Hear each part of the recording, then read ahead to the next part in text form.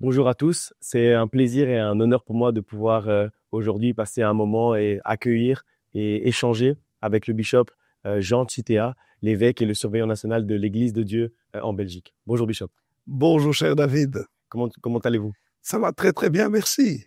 Alors, avant de discuter un petit peu de ton rôle et de la vision pour l'Église de Dieu en Belgique, pour ceux qui te connaissent un peu moins, est-ce que tu pourrais nous parler un petit peu de ton parcours, ton appel et ce que tu as fait jusqu'à présent au sein de l'Église? Merci beaucoup, c'est une question très intéressante. Et il y a tellement de choses à dire parce que c'est toute une vie. Toute une vie dans le sens où, d'abord, je suis né en Afrique. Je suis né en Afrique et plus précisément dans la province du Kasaï, en Mbuji-Mayi. Mais j'ai grandi dans la province du Katanga, la capitale du cuivre, en République démocratique du Congo. Et c'est là où j'ai grandi jusqu'à ce que je suis venu en Belgique en 1978 pour pouvoir faire mes études. Et c'est dans mes études de médecine que Jésus m'a touché et spécialement m'a appelé à lui pour pouvoir réellement le servir, être un instrument entre ses mains, et non plus médecin comme je voulais être chirurgien, neurochirurgien. Et c'est dans mes études de médecine que le Seigneur m'a appelé à le servir et à devenir médecin des âmes. C'était très difficile pour moi parce que c'était un véritable renoncement à un rêve que j'avais construit avec ma famille depuis des années, de faire des études et puis retourner en Afrique pour pouvoir avoir un centre hospitalier. En tout cas, l'ambition que nous avions, c'était un des plus grands centres hospitaliers, non seulement du pays, mais au niveau de l'Afrique. Et c'est dans ce parcours, cette période de mes études que j'ai reçu l'appel de Dieu, où dans une profonde et véritable conversion et consécration au Seigneur, le Seigneur m'a parlé clairement pour pouvoir le servir. Et ça, le Seigneur a utilisé ma mère en particulier. Et je lui dois beaucoup parce que dans la vie chrétienne, ce qu'elle a fait, c'est de me poser une question. Elle me voyait très zélé dans la vie spirituelle, faisant mes études et en même temps étant très zélé tout le temps à l'église, gagnant des âmes, organisant des campagnes d'évangélisation, encadrant des gens, ayant même une cellule de maison chez moi.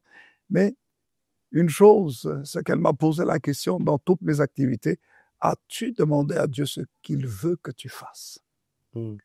Et puis, je me rappelle, elle est revenue parce qu'elle faisait des allers-retours entre l'Europe et la Belgique plutôt, et l'Afrique, le Congo. Et elle revient quelques mois après avec la même question. As-tu demandé au Seigneur ce qu'il veut que tu fasses? Et la deuxième fois qu'elle m'a posé cette question, c'est là que j'ai pris ça très au sérieux. Et j'ai demandé au Seigneur quelle était sa volonté pour ma vie. Parce que bien souvent, beaucoup de chrétiens vivent leur vie juste comme ça. Oui, je viens à l'église, je prie, et c'est formidable. Je chante des cantiques, je gagne des âmes. Mais qu'est-ce que Dieu veut exactement pour nous? Et là, dans ma prière, qu'est-ce que Dieu a fait? Dieu a détruit l'idole de la médecine. Je pèse mes mots, idole. Idole, pourquoi? Parce que en dehors de la médecine, pour moi, il n'y avait rien d'autre. Tout était véritablement inférieur à la médecine. Et c'était vraiment une idole parce que je réalisais qu'il y avait une force extraordinaire à pouvoir prolonger la vie de quelqu'un. Et qu'est-ce qu'on a de plus précieux sur Terre et de plus cher si ce n'est que la vie? Hmm. Alors, lorsque on peut prolonger la vie de quelqu'un par la chirurgie, par les soins médicaux et autres, mais c'est une fierté énorme. Et pour moi, c'était la plus grande des fiertés. Mais Dieu a détruit ça parce que j'aimais plus la médecine, si je peux le dire ainsi, plus que Dieu. J'aimais plus mes études que Dieu. Et qu'est-ce qu'il a fait? Il a enlevé, non pas le goût, mais il a enlevé l'insensibilité par rapport au sang. Je commençais à vivre un changement tel que lorsque je voyais le sang, ça me faisait quelque chose en moi, dans mon âme. C'est comme si ça me blessait en même temps. Je ne comprenais pas ce qui m'arrivait. En fait, c'est Dieu qui était en train de me changer et j'étais perdu. Jusqu'à ce que je comprenne que sa volonté, c'était de le servir, non plus de continuer dans le sens dans lequel j'étais. Il fallait que cette idole tombe pour que Dieu prenne la première place. Et que ce soit lui-même maintenant qui me dirige dans ma vie pour que je puisse faire sa volonté. Et c'est là que je priais beaucoup. Et c'est dans la prière que réellement le Seigneur Jésus s'est révélé. Et dans le temps de jeûne et prière que j'ai compris l'appel de Dieu pour le salut des âmes, pour que, au travers de ma vie, le Seigneur sauve les âmes. J'avais une telle passion pour le salut des âmes que je pleurais beaucoup. Je pleurais sur l'état du monde, sur l'état de l'homme perdu, l'homme pécheur, qui, je savais qu'il allait en enfer s'il n'avait pas Jésus. Pourquoi je dis ça? Parce que j'ai vécu l'expérience de la réalité du ciel, où le Seigneur m'a transporté en esprit et j'ai vu le ciel. J'ai vu que le ciel est une réalité et que c'est tellement extraordinaire, tellement beau, que lorsque je suis revenu à moi-même et je me suis réveillé, j'ai demandé à Dieu de mourir. Et pendant des mois et des mois, je lui demandais, je priais pour mourir, parce que c'était tellement extraordinaire. Je me dis, à quoi ça sert de rester sur cette terre? C'est tellement beau là-haut. Et pendant des mois, je pleurais, je demandais au Seigneur de mourir et j'enviais tout ce qui mourait, tous ceux qui étaient chrétiens, qui mouraient. Moi, je dis, pourquoi est-ce que c'était pas moi? Parce que je me dis, mais c'est tellement extraordinaire que je ne peux pas rater cet endroit-là. Jusqu'à ce que des années après, puisque Dieu ne me prenait toujours pas, j'ai compris qu'il voulait que je reste en vie pour pouvoir réellement être un instrument du salut des âmes. Et ainsi, j'étais responsable de la jeunesse. Dans mon église, j'étais le plus jeune diacre. Je crois que je suis devenu diacre, je pense, à l'âge de 22 ans, ou quelque chose comme ça. J'étais le plus jeune diacre dans l'église, et puis aussi, parmi les pasteurs, j'étais parmi les plus jeunes pasteurs aussi. Et nous sommes dans le ministère pastoral depuis 1991. Donc maintenant, ça fait 34 ans que le Seigneur nous a appelés à le servir comme pasteur. Et puis, dans toutes ces responsabilités, j'ai servi au niveau national pendant près de 11 ans comme responsable national de la jeunesse, parce que mon cœur, c'était la jeunesse. Après cela, j'ai été responsabilisé au niveau de l'Europe, donc directeur de l'Europe de l'Ouest, donc sur 11 pays, jusqu'à ce que, il y a 5 ans de cela, je prenne les responsabilités d'évêque de l'Église de Dieu en Belgique, après le décès de mon prédécesseur, qui était l'évêque Martin Moutier-Bellé. Ok. Et donc aujourd'hui, surveillant national de l'Église de Dieu en Belgique, Oui. Comment est-ce que tu définirais ton rôle au sein de l'ensemble des églises de Dieu en Belgique? Quelles sont tes principales responsabilités au quotidien? Quelles sont tes tâches en fait qui t'incombent au quotidien? Ma première responsabilité, c'est d'avoir ma famille. C'est vraiment ma famille, parce que nous nous sommes donnés, mon épouse et moi, jeunes au Seigneur, et même ensemble, nous servions le Seigneur. Ce qui fait que quand on a eu les enfants, j'ai 4 enfants, 2 garçons et 2 filles, qui sont tous des grands enfants, et des adultes qui se débrouillent, qui évoluent dans la vie tout seuls, mais tous servent le Seigneur. Donc, ma première responsabilité, c'était d'abord de m'occuper de ma famille, et c'est ce que je continue à faire. Parce que on ne peut pas servir le Seigneur correctement, on ne peut pas être un évêque, parce que la parole de Dieu nous le dit. Hein. Quand on parle des évêques et des diacres dans Timothée, dans Tite, on nous dit que l'évêque doit être mari d'une seule femme. Et ça fait maintenant 33 ans que je suis marié, hein, et avec la seule, l'unique. Oui, je dis ça. Pourquoi je dis la seule et l'unique? Parce que malheureusement, aujourd'hui, on voit beaucoup trop de divorces, même au milieu de ceux qui servent le Seigneur, et qui se sont même mariés dans l'Église. Normalement, quand tu te maries dans la maison de Dieu avec une chrétienne, c'est pour la vie. Avec un enfant de Dieu, c'est pour la vie. Et il faut se battre. Il faut, quand je dis se battre, c'est-à-dire, il faut lutter pour que le foyer soit conforme à la parole de Dieu.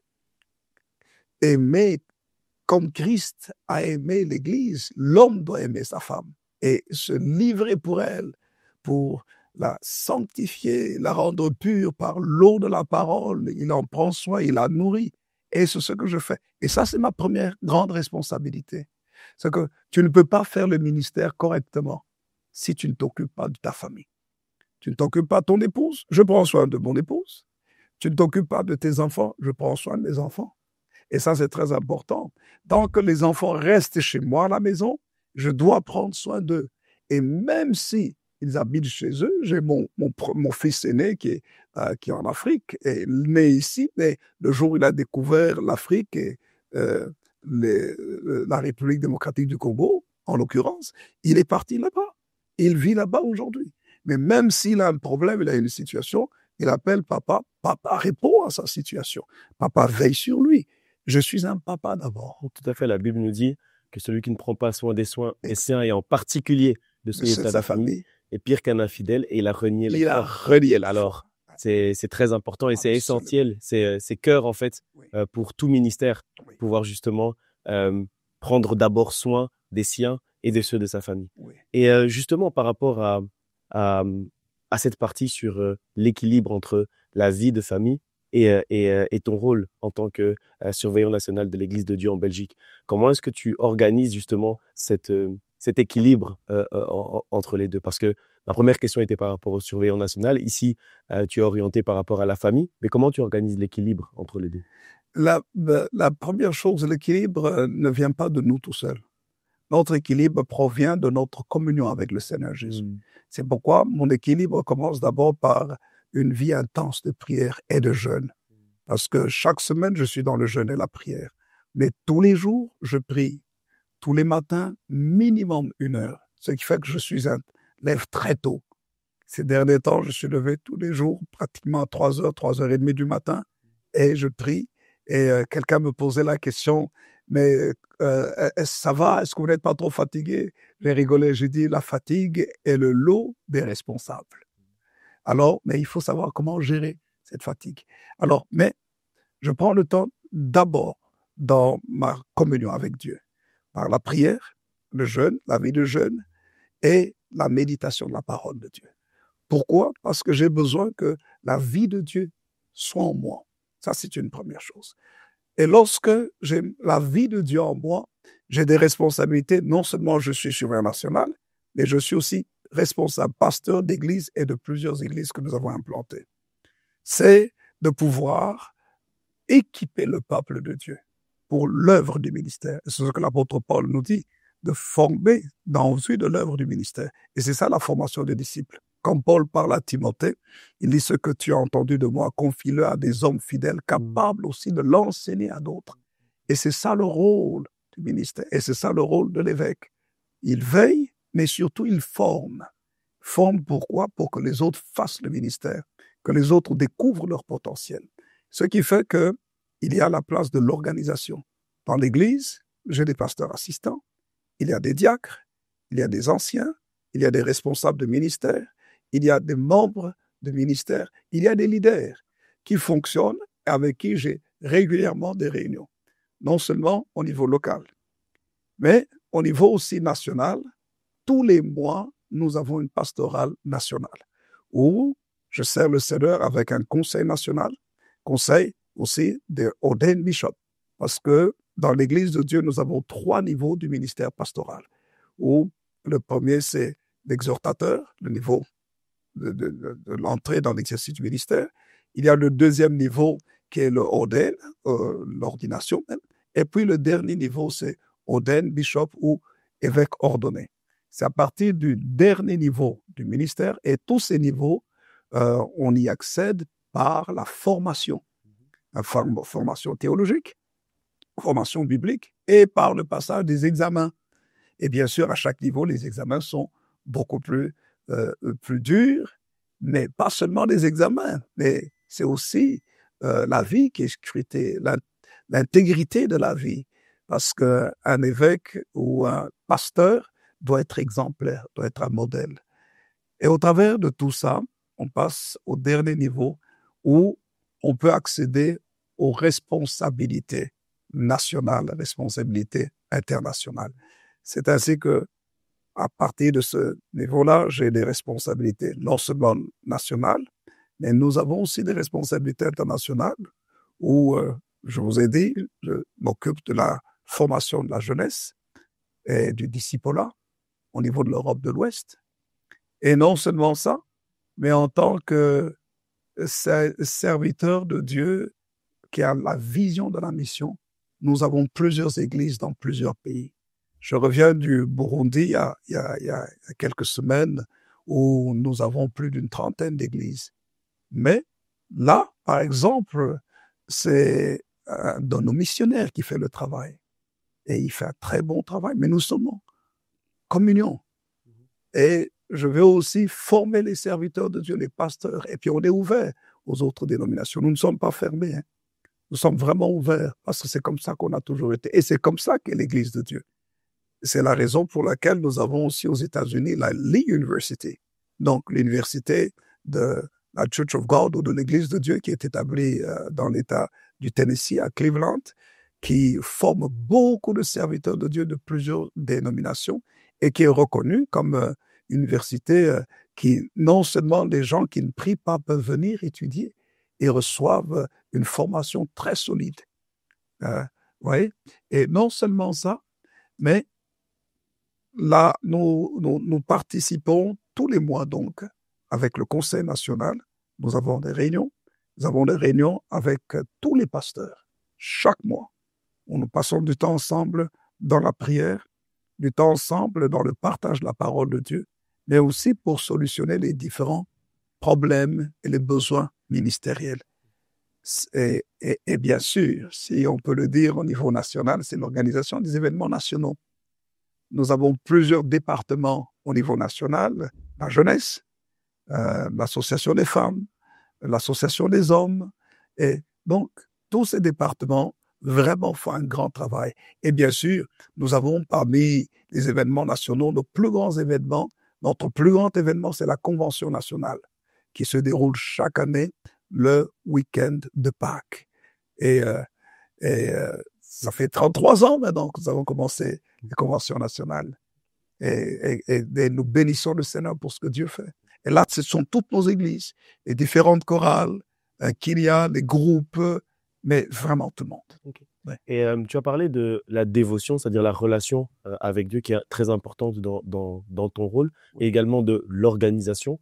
Mais j'aimerais élargir un peu la question et te demander quelles sont les qualités principales que doit avoir en fait un surveillant national au niveau spirituel, humain et organisationnel justement. Quelles sont les qualités importantes? Pour moi, la qualité importante qu'il faut d'abord, c'est la soumission au Seigneur Jésus-Christ. Ça, c'est dans sa vie personnelle, il faut une vraie consécration. Ce n'est pas juste pour avoir un titre, c'est pas ça. La vie chrétienne authentique n'est pas d'abord un titre, c'est d'abord une relation avec son Créateur, être un vrai enfant de Dieu. Ça, c'est une première chose. Vrai enfant de Dieu veut dire par là que tous les jours, tu es un enfant devant ton Créateur, devant ton Dieu. Et tu passes le temps de communier avec lui. Ça veut dire par là que ça va t'amener à quoi? À la simplicité. Ça t'amène à l'humilité. Ça veut dire, au travers de tout ça, ça va former ton caractère. Le caractère, c'est d'être comme Christ. Paul dit, soyez tous mes imitateurs, comme moi-même je le suis de Christ. Avoir le caractère de Jésus en nous, le fruit de l'esprit, selon Galates chapitre 5, verset 22. Alors, c'est le respect des autres, le respect de monsieur et madame tout le monde, le respect de la vie de chaque personne. Que cette personne soit un sans-abri ou bien un mendiant dans la rue, il mérite tout le respect qu'il faut. Et même s'il est multimillionnaire, il mérite tout le respect. Quel que soit le rang, quelle que soit la race, c'est le respect de l'être humain. Parce que Dieu valorise chaque être humain, quelle que soit sa race, sa culture, sa nationalité, son âge, quel que soit que ce soit un homme ou une femme, Dieu respecte. Donc, ça veut dire par là qu'au niveau social, c'est le respect de l'être humain. La considération de chaque personne, même si c'est un enfant, Parce que vous ne savez pas ce que cet enfant peut devenir demain. Il y a des enfants que l'on méprise. J'étais au téléphone l'autre jour avec un jeune homme. Ce jeune homme, dans l'église, je me rappelle, je n'oublierai jamais, il devait avoir peut-être 4, 5 ans comme ça, 5 ans. Il courait dans toute l'église. Et souvent, sa maman était perturbée, et grondait, tu ne peux pas courir. Et je disais à sa maman, il faut le laisser. Et puis, bon, ça se voyait qu'il était hyper dynamique. Et aujourd'hui, ce jeune homme est un grand footballeur professionnel qui aime le Seigneur Jésus, marié, père d'un enfant, et qui aime le Seigneur, que Dieu utilise beaucoup. Et la relation sociale, maintenant, c'est quoi? La relation sociale, c'est que non seulement nous aidons les gens à s'attacher à Jésus en étudiant la parole de Dieu, en se formant aussi bien spirituellement, si on peut encourager quelqu'un à aller dans l'école biblique ou dans une faculté de théologie, on va le faire. D'ailleurs, pour simplement te dire, nous avons aussi un séminaire de formation théologique reconnu en Belgique, dont les grandes universités évangéliques demandent même à nos professeurs de venir donner cours. Donc, c'est pour montrer combien elle est importante. Mais aussi à se former, pas seulement au niveau de la théologie, mais à se former dans les dons, les talents, les capacités que l'on a. Si c'est en économie, en médecine, en droit, en fait, dans tous les aspects de la vie, dans n'importe quel domaine, en management, selon ce que Dieu a déposé en chacun. Donc, c'est pousser chaque personne à développer son potentiel. Parce que quand nous lisons la Bible, nous voyons qu'il y a différents métiers dans la Bible. Même Jésus, on l'appelait aussi le fils du charpentier. Donc, il était au milieu des pêcheurs de poissons. Donc, parmi ses disciples, il y avait un collecteur d'impôts. Hein. L'apôtre Paul lui-même, c'était un fabricant de tentes. Donc, c'était un homme d'affaires, un théologien en même temps, mais en même temps un homme d'affaires. Donc, c'est pour dire que nous poussons la foi chrétienne pour qu'elle soit au maximum la communion avec Jésus-Christ, mais en même temps, dans cette foi chrétienne, être un bon citoyen qui va contribuer à la vie sociale.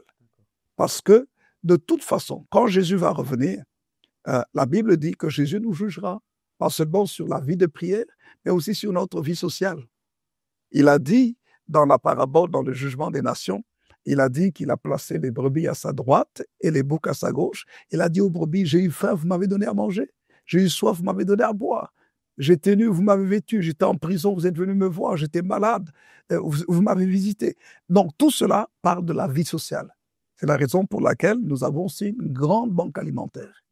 Dans mon église à Liège, en particulier, notre banque alimentaire, nous avons plusieurs tonnes de nourriture en réserve. Lorsqu'il y a eu des catastrophes en 2021, il y a eu les inondations de Liège et les inondations en Europe. Et Liège, il y avait vraiment des sinistrés. Et je me rappelle, en quelques jours, nous avons distribué près de 8 tonnes de nourriture pour pouvoir aider. J'ai pris mon jean, moi qui n'ai pas l'habitude de mettre des jeans. J'ai mis mon jeans et puis je suis parti dans les rues avec les autres, un basket, pour aller dans les maisons distribuer de la nourriture, à donner, à boire de l'eau aux sinistrés. Et c'est ça le rôle de l'évangile, de l'Église. Et même maintenant, chaque semaine, nous avons plus de 1000 familles qui viennent à l'Église pour recevoir la nourriture. Et ces 1000 familles, ce n'est pas seulement des chrétiens. Non, non, non. Nous avons des musulmans qui sont dedans, des arabes. Nous avons des Ukrainiens. Nous avons toutes les nationalités. Et des Africains, toutes les nationalités. Je peux même dire que plus de 80, comme on dit, 95% au moins de la population, 95-97%, ce sont des gens de l'extérieur. Okay. Et la ville envoie les gens pour venir recevoir la nourriture à l'église. Rôle social. Et non seulement de cela, mais en tant que surveillant ou évêque de l'église de Dieu, dans les missions que nous avons, nous parlons du Burundi. Burundi fait partie d'un des pays les plus pauvres en Afrique. Mais nous avons des églises là-bas, et qu'est-ce que nous faisons? Nous amenons les gens à comprendre le potentiel que Dieu a placé autour d'eux. Parce que c'est un pays, quand vous voyez la verdure, vous dites, mais c'est extraordinaire. Alors, nous aidons les gens avec des petits moyens. Nous leur donnons pour qu'ils puissent se lancer dans l'entrepreneuriat, pour sortir de la précarité, sortir de la pauvreté. Donc ça, c'est le rôle de l'Église. Merci beaucoup de nous avoir éclairé sur ce point. La Bible nous dit que sans vision, le peuple est sans frein. Ouais. Alors, comme dernière question et en conclusion, j'aimerais connaître ta vision pour le futur, à court et moyen terme, pour l'Église de Dieu en Belgique. Merci beaucoup. Très bonne question. À court terme, d'abord, c'est toujours créer cette synergie, cette unité profonde au milieu des enfants de Dieu. Ça, c'est la vision la plus importante parce que l'union fait la force. Au plus nous sommes unis, au plus nous sommes forts. Ça, c'est premièrement. Deuxièmement, c'est de pouvoir développer le potentiel qui se trouve dans le peuple de Dieu. Chaque personne, chaque âge a un potentiel énorme qui malheureusement est gâché par les situations de la vie. Mais lorsque nous pouvons aider quelqu'un à libérer son potentiel, là, nous avons réussi. Parce que c'est ce que la Bible dit, amener quelqu'un à vivre sa destinée. Troisièmement, nous ne vivons pas pour nous-mêmes, mais nous vivons pour le monde dans lequel nous sommes, pour amener, au travers de ce que nous avons vécu, amener le monde à connaître Jésus-Christ et aussi à sortir, si je peux m'exprimer ainsi, de sa misère. Misère morale, misère éducationnelle, misère dans sa propre vie, même misère matérielle. C'est ça le rôle de l'Évangile. Pourquoi? Parce que, au travers de tout ça, nous faisons une chose. Nous nous préparons au retour de Jésus. De la même manière que Jésus est né, les prophéties l'avaient annoncé des siècles auparavant, il est mort et il a promis de revenir. Tout ce qui s'est passé ce qui avait été annoncé par les prophètes s'est réalisé. Et ce que Jésus lui-même a dit va se réaliser. Et les signes des temps nous montrent que Jésus est à la porte. Donc, c'est de préparer un peuple pour que nous puissions tous ensemble célébrer le Seigneur dans le lieu le plus extraordinaire, les cieux, le royaume de Dieu. Amen. C'est ça ma vision. Un échange très, très, très édifiant. Pour clôturer, est-ce que tu as un dernier mot que tu veux donner à ceux qui nous regardent, une intention de prière, un dernier message impactant que tu veux donner à ceux qui nous regardent? Chers téléspectateurs, que le Seigneur notre Dieu vous bénisse parce que Dieu est réel. Et l'une des choses les plus importantes que je pourrais dire, c'est que Dieu nous aime. Non pas seulement Dieu nous aime, mais Dieu nous aime personnellement. C'est pourquoi dans son amour individuel pour nos vies, la Bible dit que Dieu a tant aimé le monde qu'il a donné son Fils unique, Jésus-Christ donc, afin que quiconque, vous voyez quiconque, c'est n'importe qui, de façon personnelle, quiconque croit en lui ne périsse point, mais qu'il ait la vie éternelle. Et c'est ce que Dieu veut. Mon message, c'est que je voudrais vous inviter à donner votre cœur à Jésus-Christ. Quand vous donnez votre vie à Jésus, vous retrouvez l'épanouissement le plus parfait. Vous retrouvez non seulement ça, mais le sens véritable de la vie. Et en plus de cela, vous ne serez jamais seul parce qu'il est avec vous. Il a promis d'être avec nous tous les jours jusqu'à la fin du monde. Et en plus de cela, il nous donne l'assurance, la certitude de la vie éternelle. Et pour chaque chrétien, c'est d'encourager chaque personne, quelles que soient les situations, bonnes ou difficiles, de ne pas abandonner la foi. Accrochez-vous à Jésus et surtout, que Dieu vous bénisse. Merci beaucoup de nous avoir suivis. Que Dieu vous bénisse et merci Bishop pour cet échange enrichissant. Merci cher David. Que Dieu te bénisse. Que Dieu vous bénisse.